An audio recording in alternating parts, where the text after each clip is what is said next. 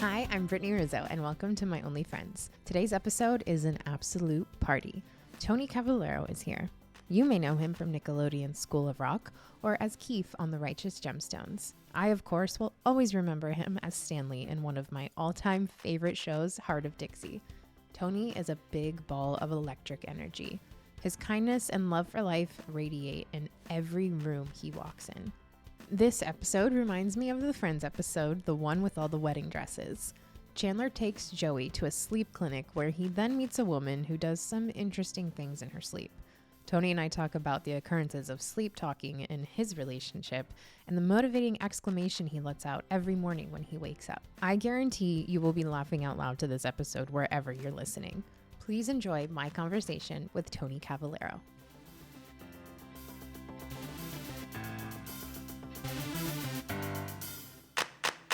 Hi. We did it. We did it. We did it. Hold on. Joe. What's the best? Should I do like a blur background? Yeah, that'd probably be the best, right? Well, it's just audio, so you don't have to worry about it. Whatever. Oh, I didn't know if you were gonna like. Oh, isn't that cool? The blur cool. background's the best. It's like you're floating. Okay, hold on. Oh yeah, we're just doing audio. Do I sound okay? Yeah, you sound great. Did you cut your hair? I wasn't there when you did it. Yeah, I cut a ton. I like it. Looks good. Roxy did it.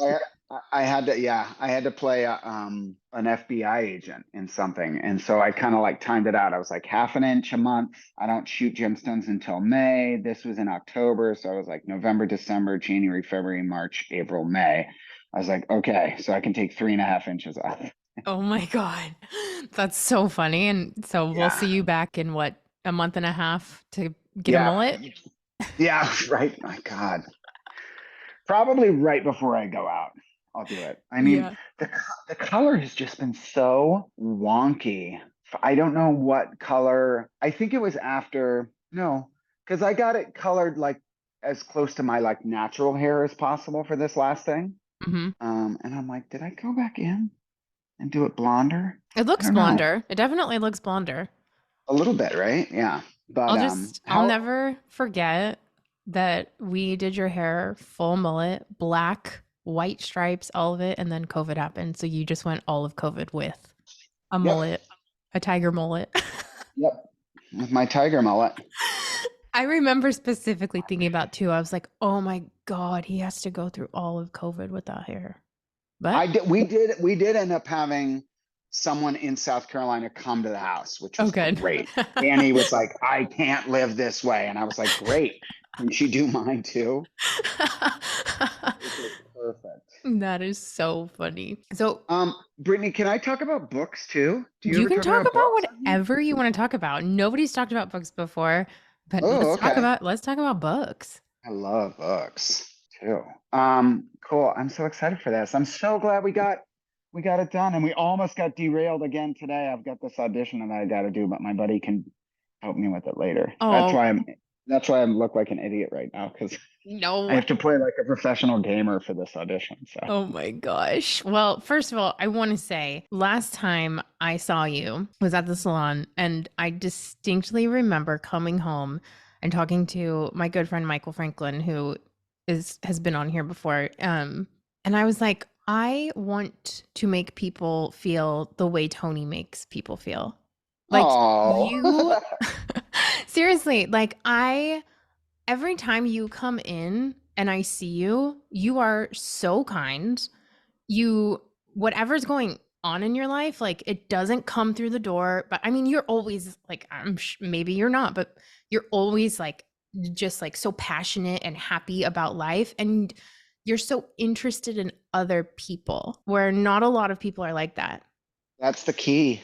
Yeah. Brittany. That's the key to get out of your own head. Yeah. Now, you can ask my wife. I am not always a great listener, but are we? Oh, we're recording already. Yeah. Great. I was like, are we recording? Great. Yeah. I try my best, but especially in the industry we're in, it's so self-serving. Mm-hmm. And, so many times, it's hard to, but that's like, that's the key to being a great actor. Mm-hmm. Listening, not that I'm a great actor by any means, but I do think, You're incredible.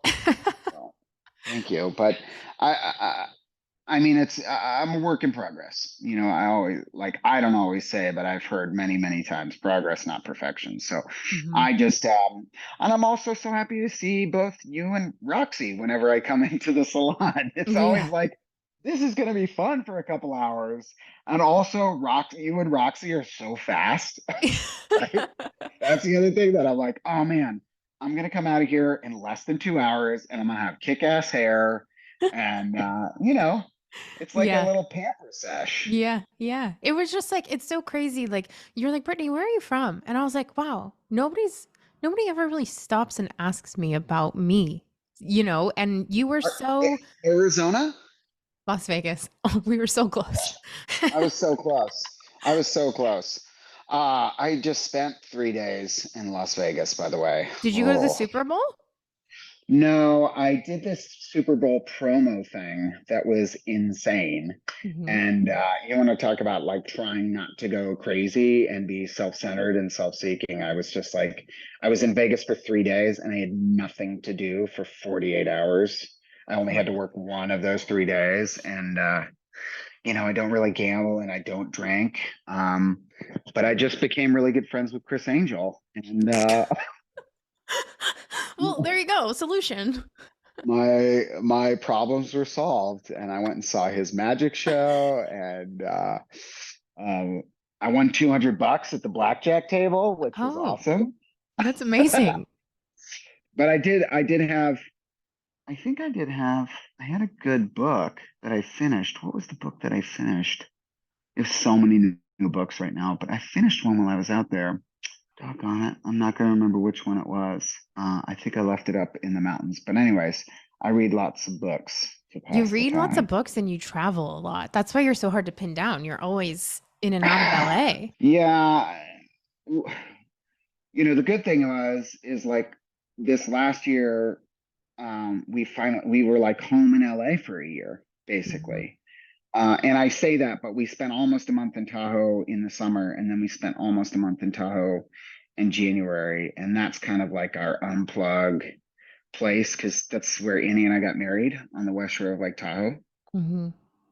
And so I don't know, there's just also something that's it's not social media, it's not the TV, just the art of cracking open an old school book and Hmm. reading is just so therapeutic, especially when like I can rip through it. The one I'm recommending a few right now. The one by Rick Rubin is so good. I think it's like The Creative Way I've heard or about something. that one. And the chapters like sometimes are like a page. So Oh, that like, sounds like my kind of book. oh man. So like you're like, I can read like 3 chapters in a minute. I know I for sure had that one up at Lake Tahoe. And then Stephen King's like third most recent book, The Institute, is so good. It sounds scary. It's not super frightening. It's definitely more of a thriller. I mean, almost like action thriller. Have you It's seen, super fun. are you familiar with a lot of Friends? Like, I'm sure you've seen Friends, but if I quote a reference right now, would you know it? Nope. Oh Bring it my on. God. Well, there's one where Joey, when he gets too scared of a book, he's reading The Shining, and when he gets too scared, he puts it in the freezer. Like that's his way of feeling That's safe. amazing. I have so What do you um do? this is a funny story because so I read The Institute and I loved it and I was like I got to get into some classics by Stephen King because I haven't read all his classics. I've read definitely more of his modern stuff because my mother-in-law, she buys me books all the time. So anytime there's a new Stephen King book, she buys it for me. And my wife too, but my mother-in-law is like on the top of like the book train. She knows like all the cool stuff coming out.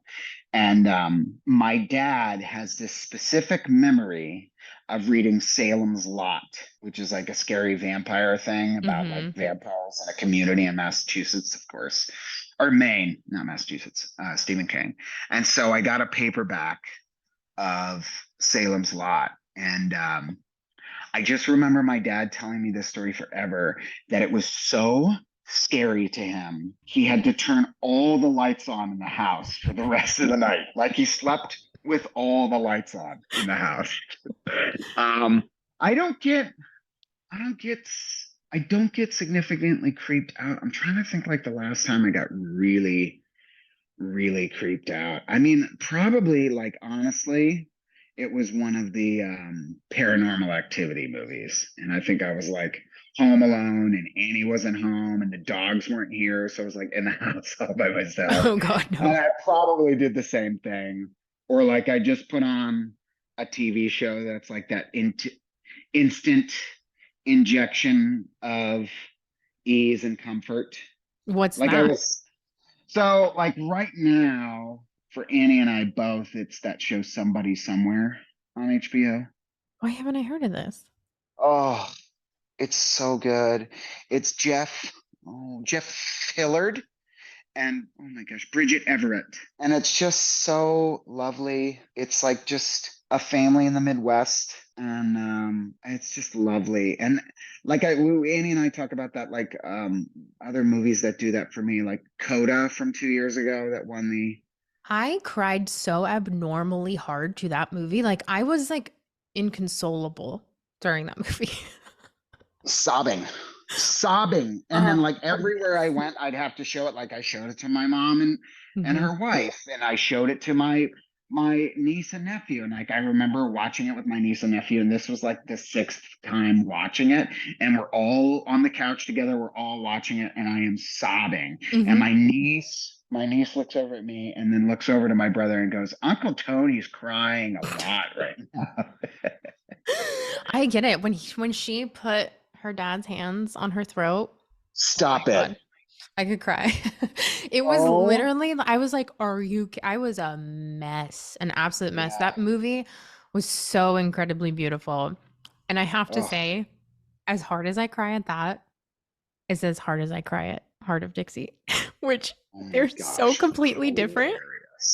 They are so completely different, but I cannot tell you when Heart of Dixie, that finale episode, I mean, I think I have told you this before. Yes, you The have. finale. You're like, I'll hear it again. I don't know what it is. It is like the cheesiest ending and song and dance. And I am hysterical. Like, oh my God, I want to go back to Bluebell. And I mean, Heart of Dixie for me, I watched recently, I watched all of it for 2 days. I was so depressed and I was at work. Like, I was just like, I miss these people. Like, where did they go? And I took it personal. And I was like, this isn't fair. I saw Nancy Travis, who did the pilot, like the first 2 episodes of. Yes. You told me about this. And then we were talking about it. And I said, okay. Literally 2 days went by and I started it from the beginning again. And I was like, I just need to see Zoe and Wade. I need to be in Bluebell. Like, I can't live without Heart of Dixie. Everyone was so incredibly nice on that show. Like, you want to talk about like an instant injection of like fun, like getting to work on that show, to get to like pop in and be like goofball, like get to just do bits. And then there were so many actors like that on that show, and we all just became really good friends. Like I mean, like Jamie King, Rachel, Wilson, Scott, Cress, everybody. Like literally, I could see them on the street right now, and it would just be like, "Oh my gosh, how are you?" I just didn't realize the reach. Like this is one of my favorite stories. So Annie and I are in New Orleans for, and I'm going to name drop here because it's incredible. Jennifer Coolidge throws the hugest, most insane Halloween parties. And Annie and Jennifer are good friends. And so we were in New Orleans for Jennifer's Halloween party. And I think it was either Halloween night or the night before. And we were staying at this cool hotel where there was like I think it's called like the Hot Tin Roof. There's a bar on the roof. And Annie was getting ready. And, you know, I don't drink, but I was like, honey, they have like a spicy margarita. She loves like a spicy drink. And I was like, do you want me to go up to the bar while you're getting ready to go out and get you a drink? She was like, oh my God, that sounds so amazing. Having no idea how insanely popular this bar was. And it was like a Friday night. And so I get on this elevator and it is like bursting out of the elevator. So like I'm the last one directly on the door, and everybody's talking. And I get on And in the back of the elevator, I hear, I know you. And I'm like, and she's like, blonde guy that just got on the elevator. I know you. And I like turn back and I'm like, I don't think I know you. And then like all these dudes on the elevator who are like her friends are making all these like crude comments. And I'm like, no, I'm sorry. You must be mistaking me for someone else. And I'm just like, everyone on this elevator come like if you were to add all the like negative blood alcohol content, like not there's 20 people. There's no way not a single one of them, if you were to put them all together, they wouldn't have a BAC eligible to drive. And so we get out of the elevator and I like sprint to the bar to get Annie's drink. And I'm like pulling my hat down, trying to get the drink. And then I hear Tony Cavalero. And I turn around and it's the girl, and she goes, "You were Stanley on Heart of Dixie." Oh my and God. That's my favorite show. And then she's talking to me, talking to me, talking to me. I'm like, "Oh, thank you so much for watching the show." And and then she goes and then this guy comes up to her, whispers in her ear, and it's giving me dagger eyes. And she's like, "No, I'm just talking, blah, blah, blah." And I'm like, "Oh my God, this guy's going to kick my ass right now." Wait. She's like, "This is my boyfriend, Ted." And he's staring me daggers. And then he says something. And it's literally, it's like, no, no, no. And it was literally that. Like in his mind, he was saying something very clearly to me. But that's how it came out. And I realized, oh, he's so wasted and trying to keep it together right now and has no idea where he is, who I am, what's going on. And I thought it was like this threatening energy. Right. And in fact, it was just like this. I'm so three sheets to the wind. I have no idea what my existence is. And so it was like, drink, great, nice to meet you. Like split and got back to the hotel room as fast as I possibly could and said, Annie, you just missed an entire Matrix movie. That is so funny. Adventure. The kicker of that story is that girl was me. Imagine. You talk about the Matrix. It's like imagine like that's just probably me. Mind freaked. Right. Before I don't drink either. I didn't know you didn't drink. Yeah. I'm 14 years. I just 14 years of sobriety. Hell yeah. Congrats. Yeah, it's a 12-step program, the whole 9 yards. But it's I was just thinking of like stuff like that books and TV shows and movies. And I told you, during the pandemic, I mean, all the shows that people have forever been like, wait, you never watched The Sopranos? Wait, you never watched The Wire? Like Annie, when we not first started dating, I don't know, maybe 3-4 years in, I had never seen Friday Night Lights. I just watched all of it too. Oh my Lord. I didn't cry. Okay. I took like a 7-year break from crying. I literally didn't think I could ever cry again. And it was during an episode of Friday Night Lights with Annie sitting right next to me at like 2:00 on a Saturday afternoon that all of a sudden this like, and I mean, not just crying, like full body racking sobs. And he's like, what is happening? And I was like, oh no, I don't remember this feeling.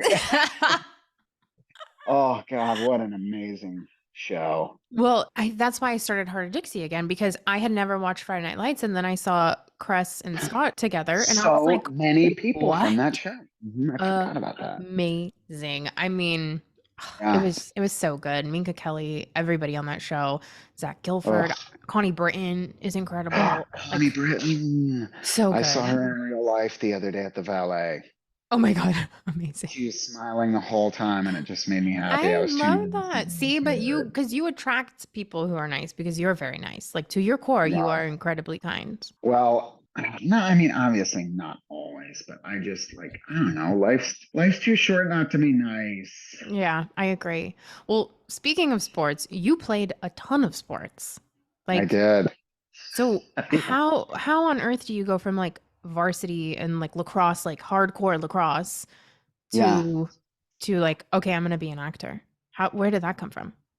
Well, so I mean, okay, so talk about joy. Like, grew up very blue collar in like Northern Virginia. Like, I was a really fat kid, and like there was all kinds of like, my grandmother got really hurt when I was little, and then she became a paraplegic, and my mom Mm. became her caretaker, and my dad was like a workaholic, and they did such a great job. Like, they were always the funniest parents in the room, and it was always like, to a fault, like, let's try and mask it with funniness. Let's Mm. try and mask any pain with comedy. And I think I kind of took that on a little bit too. Like, being a little fat kid, it was like Farley was my hero, and I think that kind of like, I was really a chubby kid all the way up until I started wrestling like sophomore year in high school. So like my whole that whole lead up, like it was still the time of like, let's make fun of the fat kid, and I was just like, great,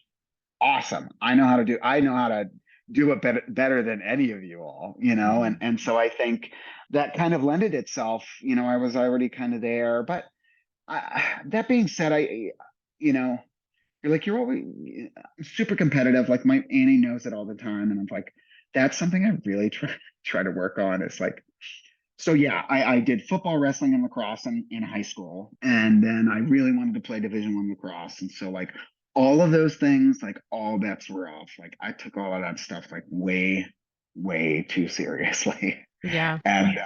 and I just love to tell the story. Like, my senior year, like, I didn't start wrestling till I was a sophomore, and wrestling is like, it's one on one. It's very intense. Like, I'll never forget it. My first match as a varsity wrestler my sophomore year, I lost, and I didn't sleep that night. Mm. It it like crushed me. Like, what did I have done wrong?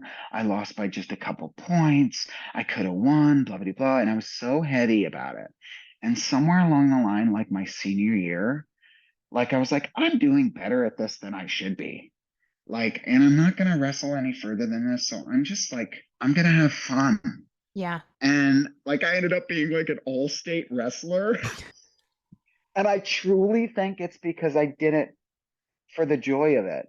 Yeah. And that's kind of like, especially in my career, it's like from School of Rock to like Ozzy Osbourne to Keefe on Gemstones, like all three of those things. Like, for School of Rock, I was like, I know I'm incredibly right for this part. Hmm.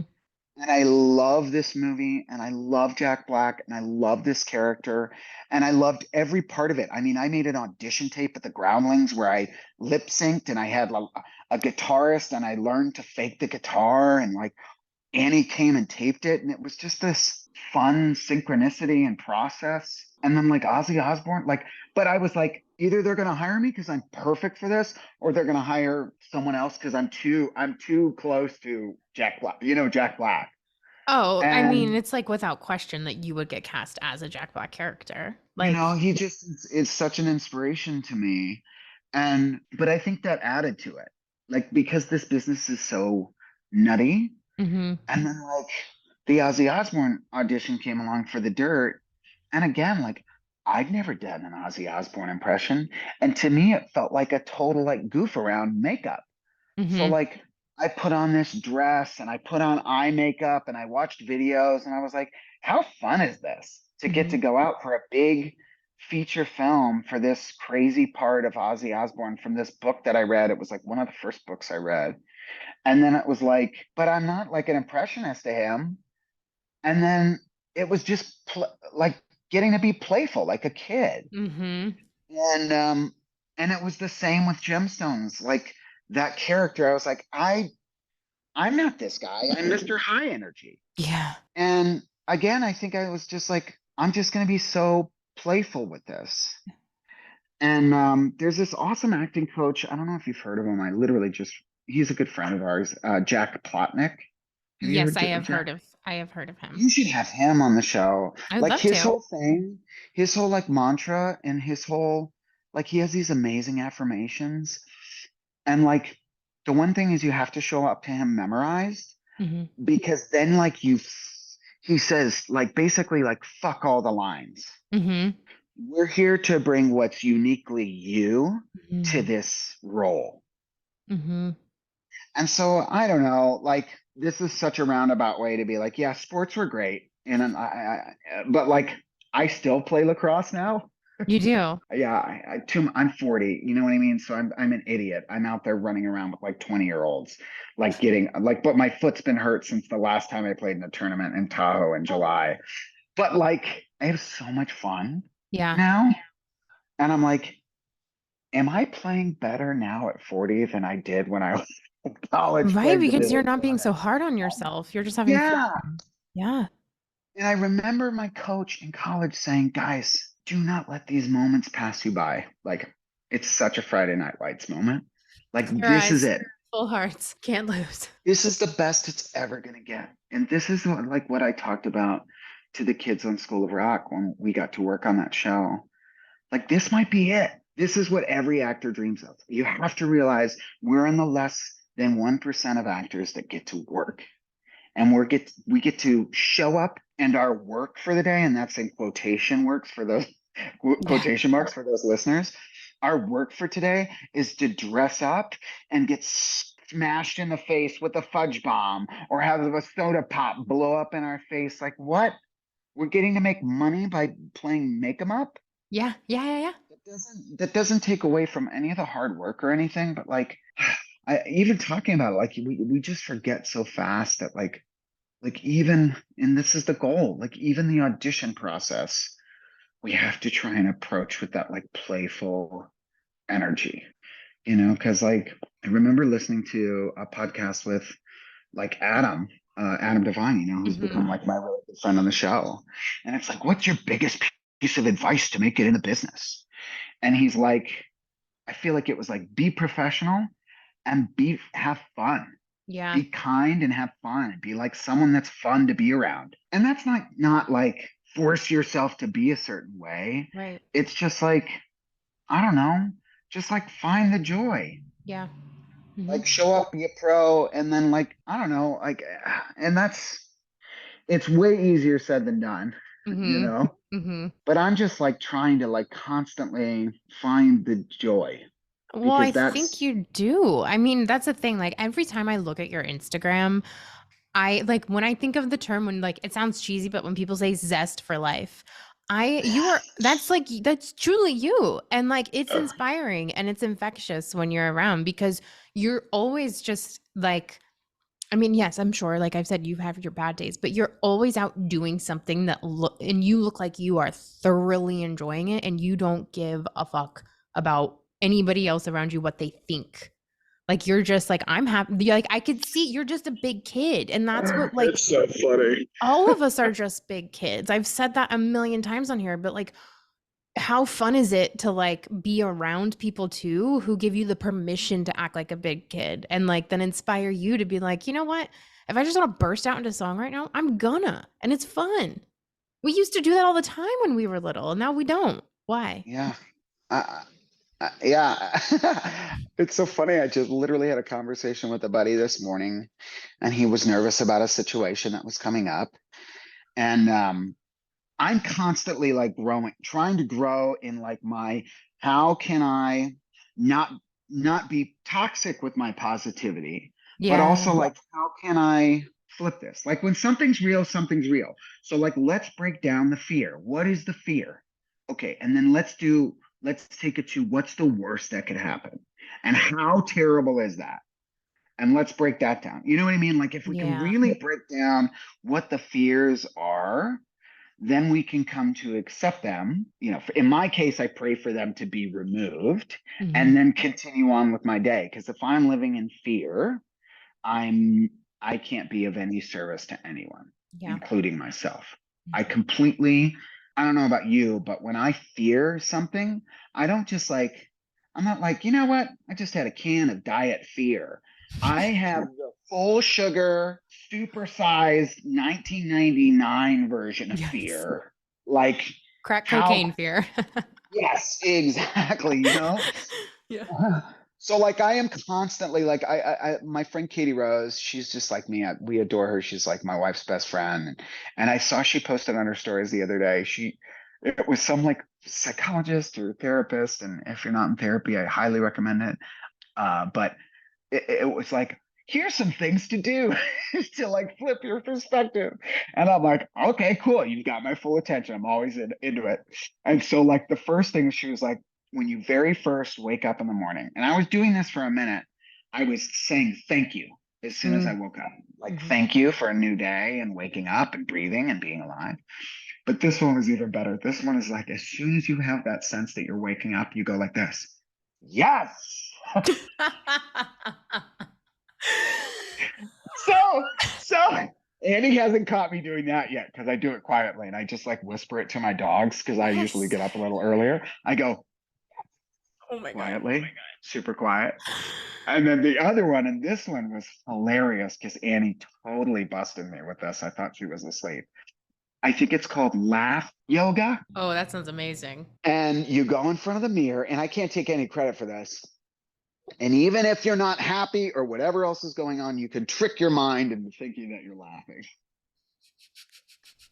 And so it's just, you count it out. So you go, ha, ha, ha, ha, ha, ha,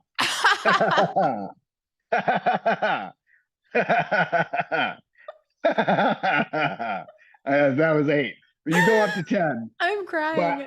That is so amazing.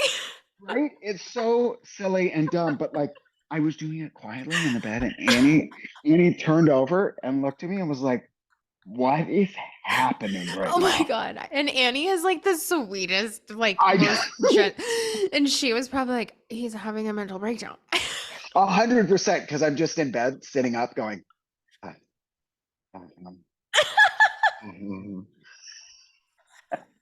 just like a total psycho. But I will tell you this, it's one of my favorite stories ever.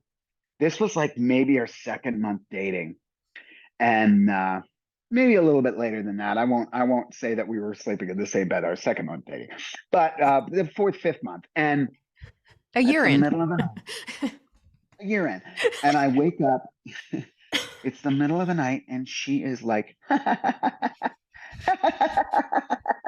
laughing and laughing. And I'm like, oh, she must be looking at something on her phone, and I go, baby, what's so funny? And she goes, total sleep, laughing, dreaming. Oh my God. At something hilarious. And it was straight out of The Conjuring. Oh my God. Yeah, Paranormal Activity. And it was like one of my favorite stories ever to tell. That's incredible. Oh my God. I used to sleepwalk a lot, but I would find myself, I'd wake up and I'd be like taking a bath.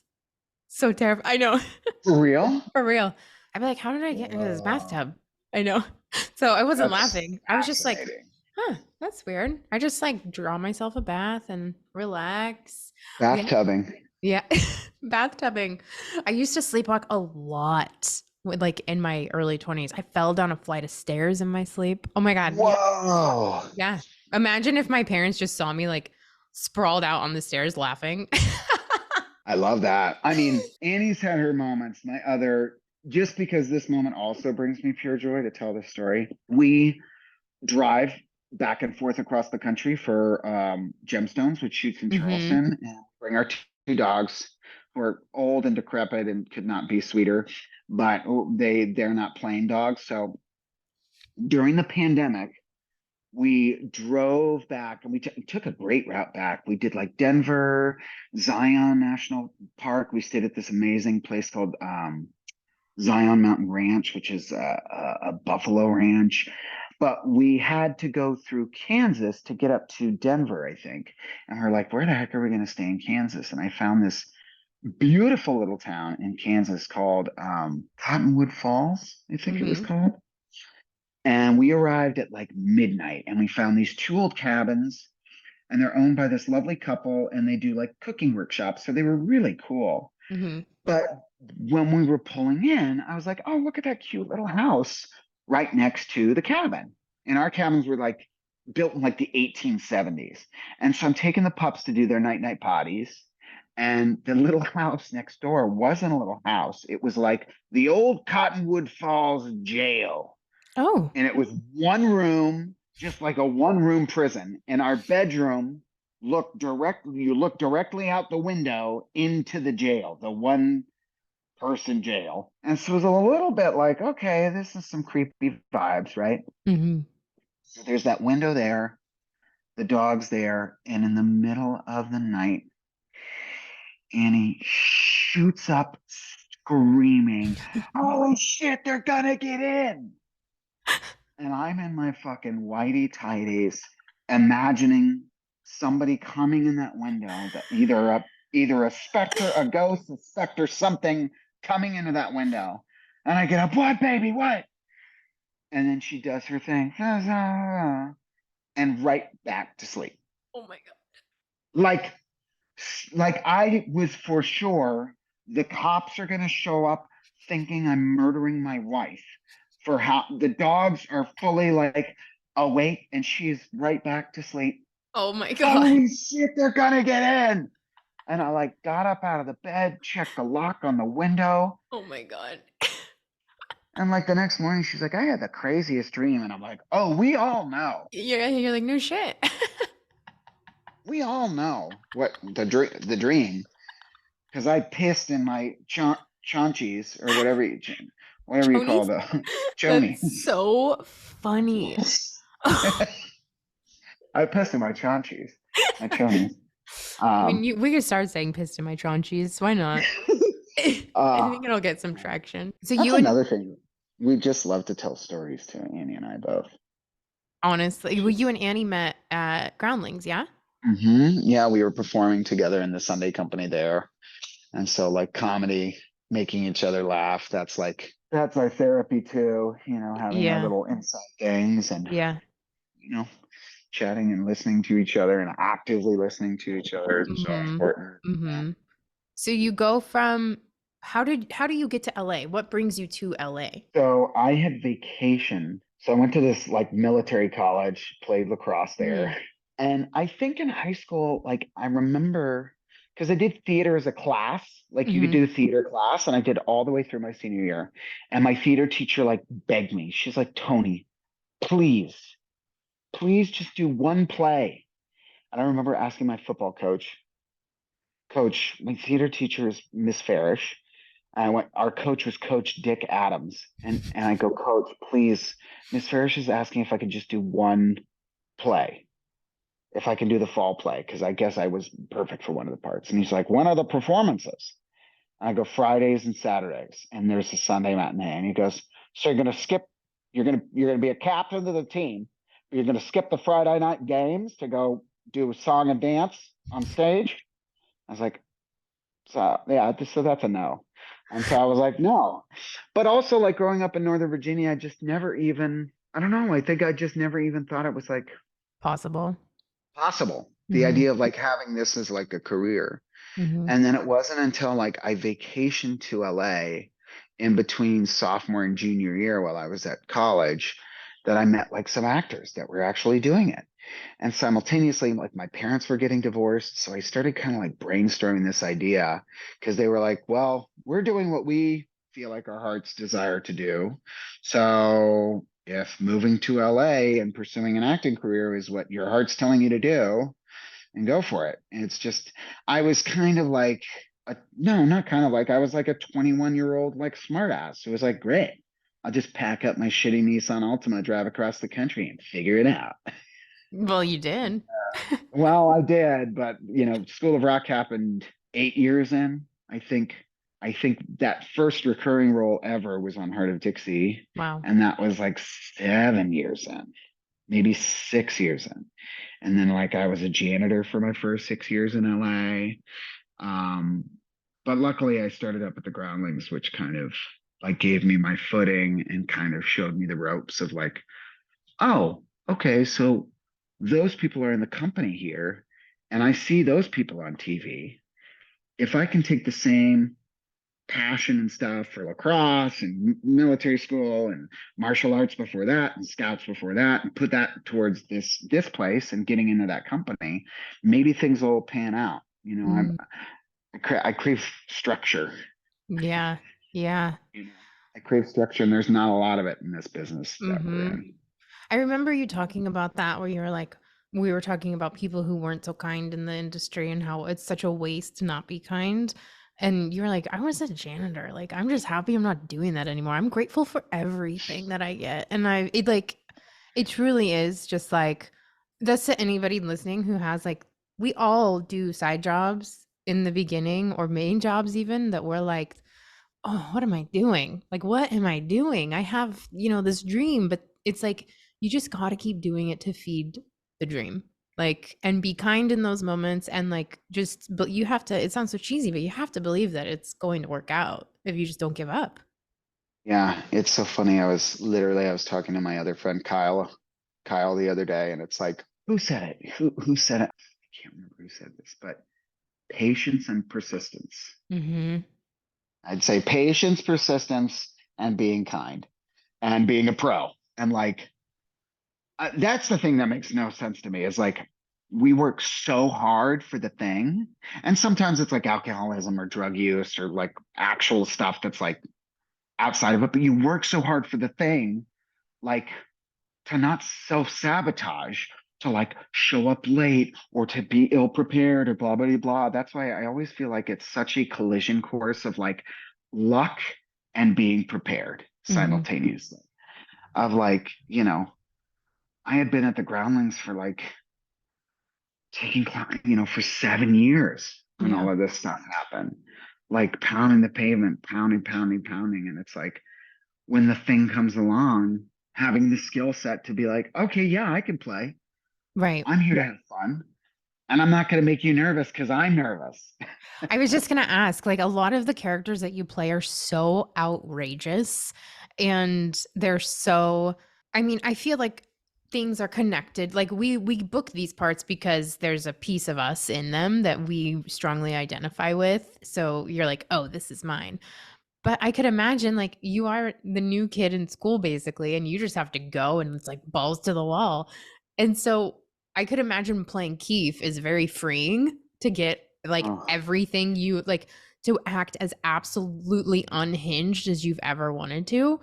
But how do you combat being like a little timid or nervous? Because I would say that like you or someone I categorize as like a fearless actor, which is what all actors need to be. But you, from the outside looking in, I'm like, you are fearless. Like you just go for it all the time. And I'm always like, could I do that? I think I well, could. it's funny because, like, I think a decade at the Groundlings and spending most of my sketches at the Groundlings partially nude helped a lot with that.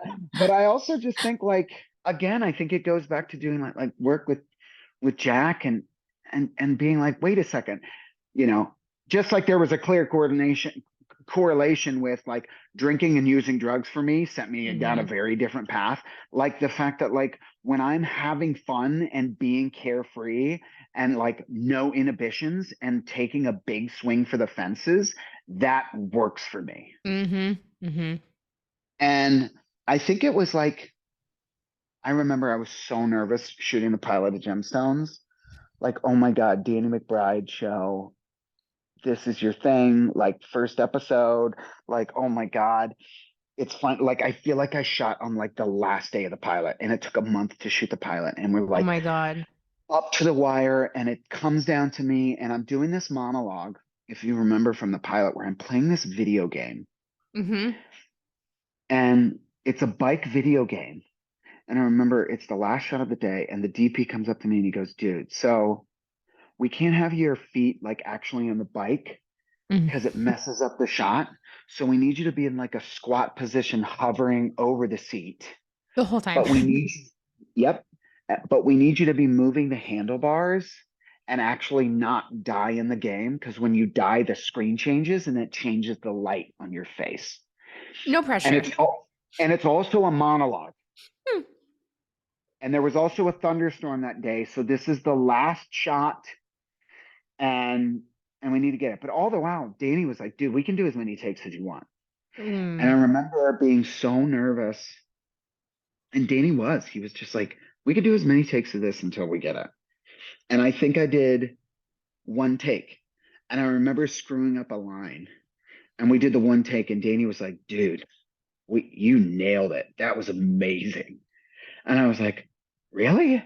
I screwed up that line. And he was like, yeah, it's perfect. I mean, we could do it again if you want to get that line, but I love that you screwed it up because it's so true to the character of Keefe. So in the pilot, I say, I'll never forget it. I said regularly legs instead of regular legs. Yeah. I go, there's a shark man, and he's got a shark top half, but regularly legs. And I screwed it up. And that was like pure nerves. I was genuinely nervous, and Danny loved it. And that confidence that he gave me by being like, no, I love that energy. It's perfect for this guy. And just to be like, oh, to have that allowance to be like, oh, okay, cool. Like, great. But like, I still get so freaking nervous. And then I always try to do this. I'm not perfect with it, but I always try to do this, whether it's an audition or being on set or whatever. Before they say action, before I go to do a big scene, before anything, I go, God, or whatever that higher power or spiritual being that's bigger than me, please let me be of service to the scene and the people that are in this scene. And the project and everyone that's here. Yeah. So that I'm like, not like, help this serve Tony. Right. Like, help me be of service to my scene partner, to this project, and to everyone else involved. Yeah. And even if it's just lip service and I'm lying through my teeth, I've said it. You know what I mean? I'm saying it. Yeah. Yeah. Right? And that's like the same thing with like where I'm waiting for like an important work call, or I'm jumping on an important work call, or I'm about to sit down and work on a new writing piece. Like, help me be of service to anyone but myself in this moment. Yeah. Yeah. I agree with that, because it's very much like, I am so, even when I do these podcasts, I'm like, this person carved out time for me. I cannot waste their time. And so I'm always like, how do I make this worth their time? Like I get nervous even before I do these, even with people I know. So it's like, going onto a set where you don't have your friends or anybody else to be like, you got this, like, get out of your head. Like having those gems from people like you, it helps other people for sure. I mean, like, I just did an episode of a show that I love, that it's like a bunch of legends, and I like did, 2 little scenes, but the part was great. And they were like, I was still so nervous. And I mean, I settled in, but I was nervous because I was like, dude, you're the guy now. You got to show up. You got to be prepared. You got to be a pro. You got to do the thing. It was like when I was working on the Connors with like Laurie Metcalf, and I'm like, or John Goodman, you know what I mean? I'm like, legends, Oscar nominated, like legends, American television, stage, film legends. And I'm just like, oh my God. Okay. Yeah. Let's just play. Let's try and find that playful spirit. Let's try and find that part. And, even if it's not reciprocated, I'm going to be okay with that. I'm going to be okay with that. And I mean it. If you haven't checked out, Jack Plotnick's actor affirmations and everyday affirmations, they're really great with like just trying to get out of that fear. Yeah. That self-serving, fear, that people pleasing, the self-sabotage, and again, my wife would be like, he wasn't perfect at it. I remember, I'll never forget it. I auditioned for a show called Ben and Kate, and I could not have been more prepared. And I went in and I was ready to go. And 2 lines in, I go up on all of my lines. Oh, how do you recover? Sorry, fellas, I totally forgot my lines. Maybe I should keep my script in my hand from here on out. And we had to like start over again. And it was so embarrassing. Oh my gosh. I mean, there was a point in my second pilot season where I left a producer session and called my manager and said, I think I need to take a break. Mm. This is too difficult for me. It's driving me crazy. It's not good for my health. And as I was telling her, like, I think we need to take a break. I need to take a break from acting and really give this a deep thought. I was getting a call on the other line and I picked it up and it was like, the producers loved you. They want to bring you back to meet to chemistry read tonight. Mm. And that being such a moment of like, oh, none of this makes any sense. Yeah. Do you think it was a lot of too, like, you were saying you took it all so serious with sports. Like, do you think you were still carrying all that over even when it came to acting? 100%. And I still carry that. Like, Gemstones isn't going to go forever. And then Mhm. I'm going to be back to the basics again. And it's going to be, what's the next job? And I just have to remember that this career we pick, it's feast or famine. Mhm. It goes in waves, and that like I'm of no service to anyone if I'm completely locked up by fear. Mhm. And I have got to find a way to get out of that. And so, if I have to, I'll go back to Jack for all my auditions and get the confidence back. Mhm. It's like I cannot stress enough, Brittany, like how easier said than done it is. Oh, for sure. Because All of life is easier said than done, and we build this mountain up in our head of all the obstacles that get in our way to do these quote unquote easy things. yeah, but it's really easy for me to sit here and be on Gemstones and talk about, oh, great, I can let go of the fears and show up and just Mhm. play, Mhm. as opposed to let's talk to Tony in 2 years when he hasn't worked for 8 months. Like, we were talking about it, Annie and I were talking about it the other day on a dog walk. It was like, School of Rock got canceled and I worked like one day in 6 months. And I mean, I had this crazy mullet that I had cut for The Dirt. And I just did a scene in this movie, The Dirt, where I'm like half naked and insane. And Mhm. I don't get any traction for like 6 months. And I'm just like, am I ever going to work again? Yeah. I would say I'm in that boat right now. I'm like I was auditioning a lot, then the strike happened and I was like, wow, I felt like I was this close. And I keep feeling like I'm this close and I'm just waiting for that one part where I'm like, this is mine. I know this. Yeah. But it's become a lot, I think, with the strike and with it being very slow after the strike. I have to keep reminding myself of who I am outside of all of this. And like, yes, it's so amazing that, when I do get an audition and I do get to play with my friends and we get to just, screw around and do these self tapes and enjoy the process of it all. But it's one of those moments you're like, okay, I've been doing this for a decade now. Like, is my next moment coming? Because Lord Jesus, like, just tell me, give me an ETA. Like, but you But you I, do. I You just think, have to keep going. I think what's beautiful about, this podcast is it's like, this is awesome. Like, Mm. for me, I had like a total like identity crisis during the pandemic of like, Mm. what am I? Yeah. I'm like, my identity is so wrapped up in my career. Mm. Like, it was so weird. And like, if you take away the career, when am I? Mm-hmm. You know? And I think I was like, well, I'm gonna read some more. I'm gonna write some more. I don't know, would I want to invest in real estate? Would I want to invest in the stock market? Like, I started kind of being like, okay, let's test the waters. That's why I think this podcast is so beautiful for you, because it's like, well, what a wonderful creative output. You're Mm. interacting with people, you're giving a gift.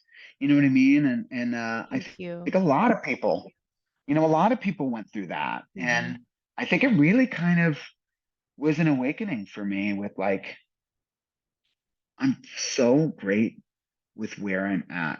Mm. And will I still be that way when the show is gone and it's back to auditioning, or when it's this or when it's that?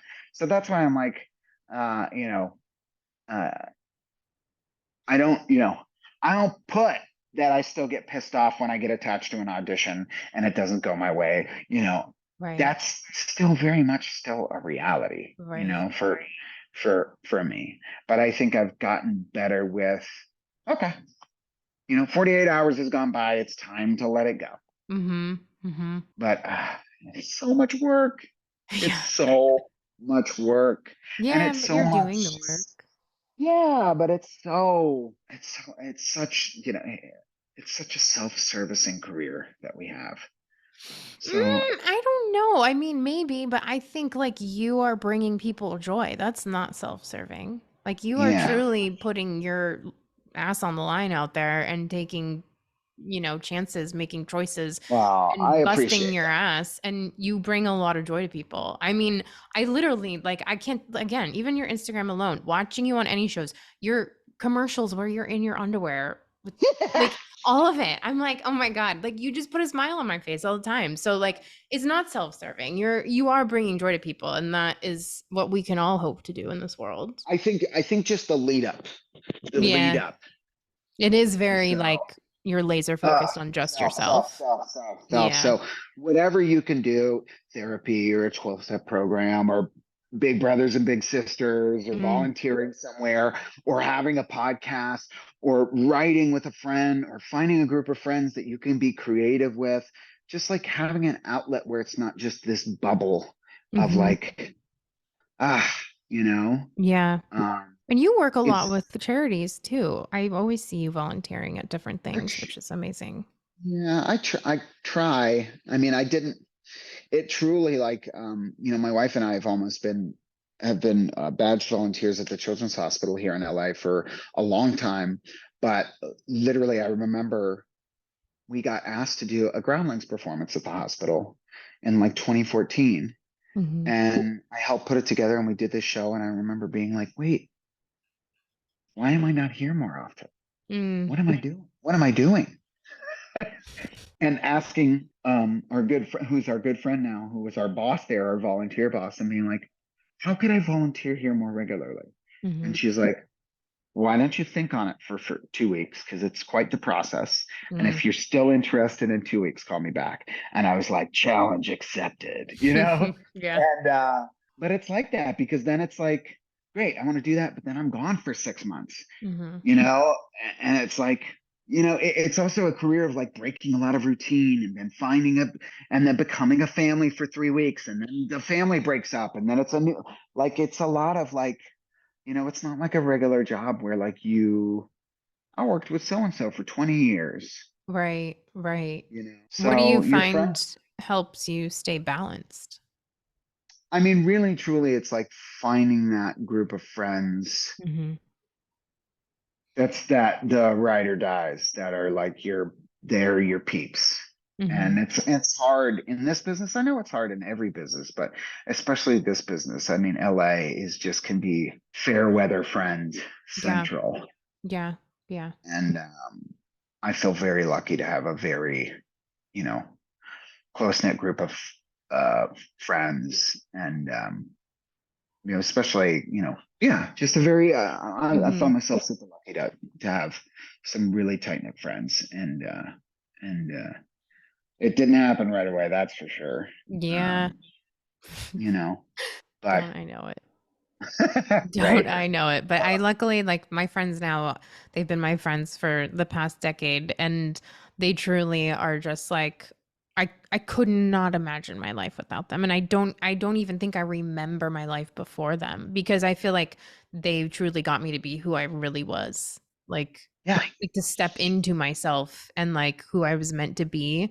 It's because my friends see me for who I am, and there's no judgment, there's no there's accountability, but there's no, harshness. I got very, very lucky in LA. That is not the norm. No, and like, for me, I remember like, showing up to my groundlings class in like mesh shorts and a tank top and being like, what the fuck is this dude?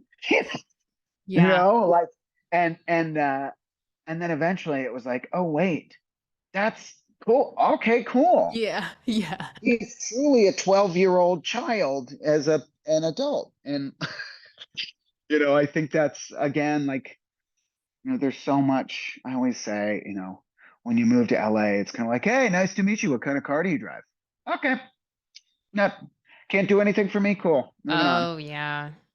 And I think, I have found a group of people that loves me and accepts me for who I am. And I think Hmm. that's, if you can try and find, your village that does that, Hmm. then, oh, thank the Lord. But I don't know. It's really tough here. I think it's really tough for anyone anywhere, Yeah. especially if they move somewhere or, don't have that tight knit group that's kind of at their home base from when they were kids all the way up through. It's but Annie and I feel we're very blessed to have Hmm. a really wonderful community of friends that we love and can count on. Yeah. I always think who who could you call if you had a flat tire Oh, and oh would my come God. help you? Yes.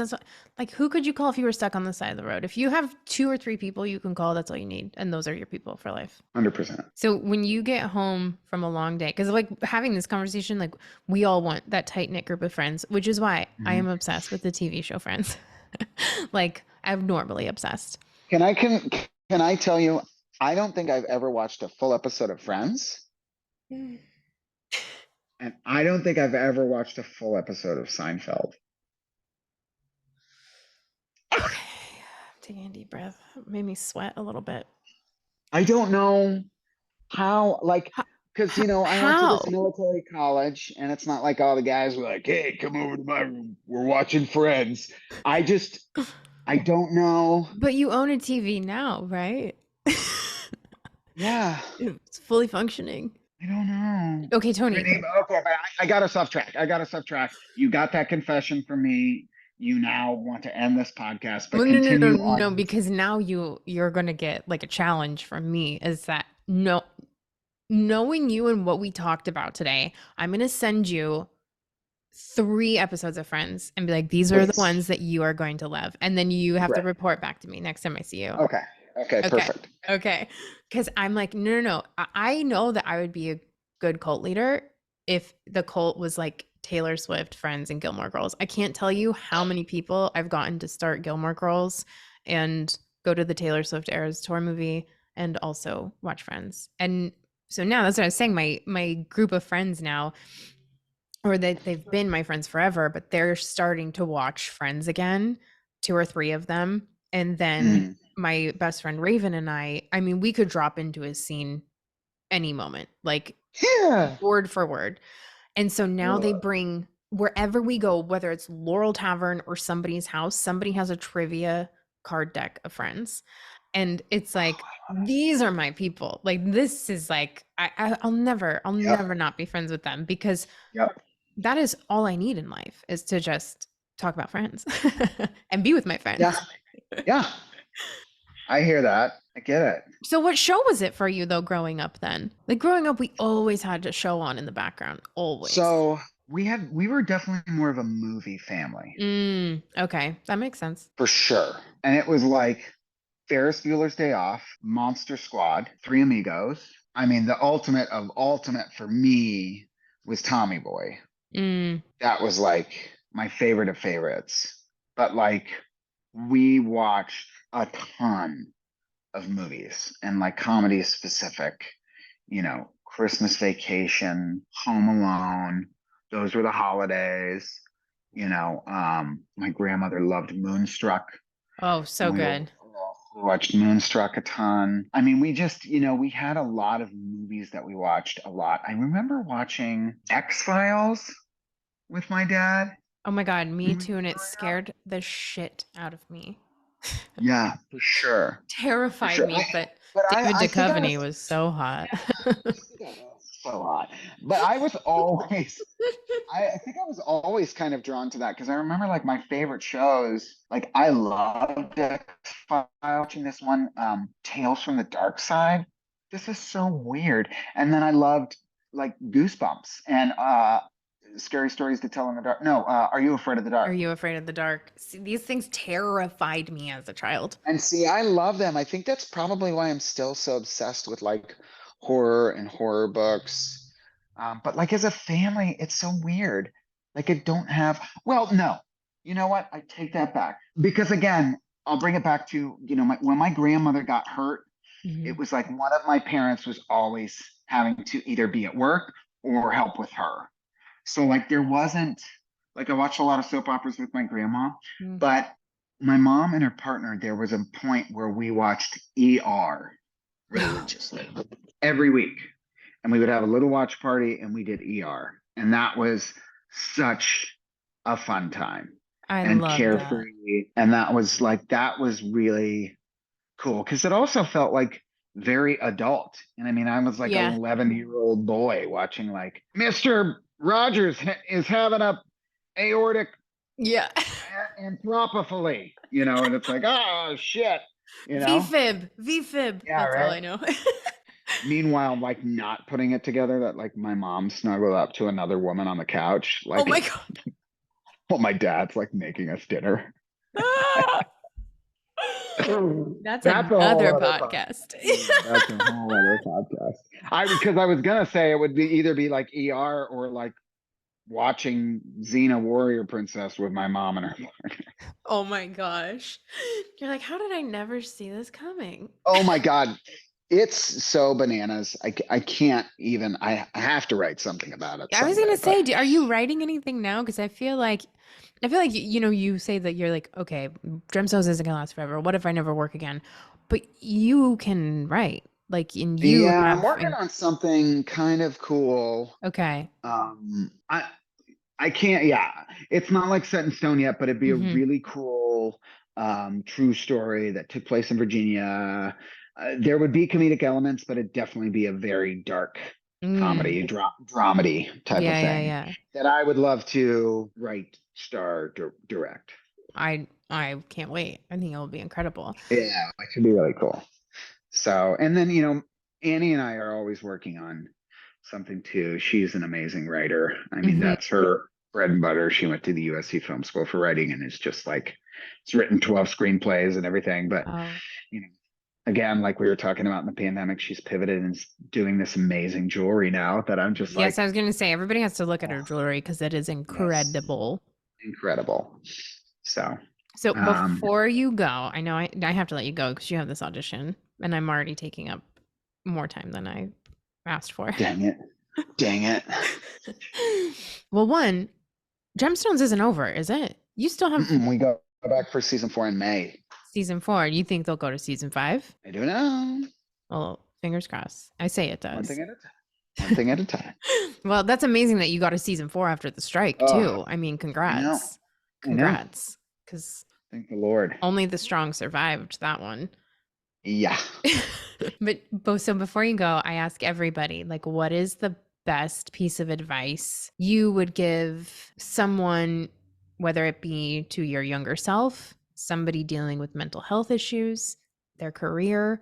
Like, what is something that has helped you in those aspects of your life, or just one thing that somebody has told you that's really stuck with you that you've carried with you? It's too much, Brittany. Like, I mean, get a therapist. Don't struggle alone. There's no need to. You're not alone. Like, that's the number one thing. Like, I felt so lonely when I first moved to LA and crazy and just didn't have any idea what I was doing with no direction. And that's okay. But you're not alone and you've got time to figure it out. And then, like, find what brings you joy and focus on that. And I really think for me, it's like the more laser focused you can get, the better. Like I love playing characters and making people laugh. And so like get laser focused on it. Yeah. As much as you can. But also know that like it's okay to change focus, but find what brings you joy and do that thing. I know that's easier said than done, but like life's too short. Yeah. You gotta laugh. Don't hold grudges. This is a stupid saying I've heard a million times, but nobody ever is lying on their deathbed going, man, you know what? I wish I worried about this thing more. Right. I wish I was more afraid of this thing or whatever. Right. Like try and find what makes you happy and joyous and do that thing. And, I don't know. That's a lot, but yeah, no. I mean, it's so. I just don't want to sound preachy because for me, it's just like more than anything, it's like There's so much fucking mental health shit out there right now. And it's just like every podcast you listen to is like sponsored by BetterHelp. And it's great. Awesome. Perfect. You can sign up and get, all kinds of assistance and talk to someone. Yeah. And they'll help. There's like no reason. There's like this stigma about like, if I'm a man, I don't need a therapist. And it's like, you may not. You may be great. That's fine. But if you're struggling with some stuff, don't be afraid to reach out, Yeah, I really appreciate you saying that. And also, like, again, before you go, I just have to tell you, like, you and Annie both inspire me all the time. Like, I just think you guys are the most incredibly kind, generous people that I've come in contact with in LA, and infectious with your joy. So I'm so grateful every time I get to spend time with you guys. Like I'm excited to be there when I'm like, oh, I get to see them today. Like it's just fun and happy, and life's, like you said, life's too short for it not to be that way. And so I just adore you both so much. And I'm just a really good actor because it's all a facade, and I'm secretly just this horrible, horrible piece of shit who just wants a higher hotel room with the best view. Before you come in, you're going, ha, ha, ha. Trying to amp yourself up to be a good person. I can't wait for people that listen to your podcast to start trying the laugh therapy, the laugh yoga. Honestly, if you just see people in their cars laughing hysterically, you can just be like, you're welcome. That's my doing. Gotta love a good crazy. All right, Tony. Thank you so much for doing this. This was great. Thanks, Brittany. Have a great rest of your day. All right, tell Annie I said hi and send the pups my love. See you soon. I think I see Annie in like 4 days, maybe. Yeah. Yeah. Okay, cool. Okay. Bye. Bye, Break Brittany. legs. See ya. Bye. Thanks.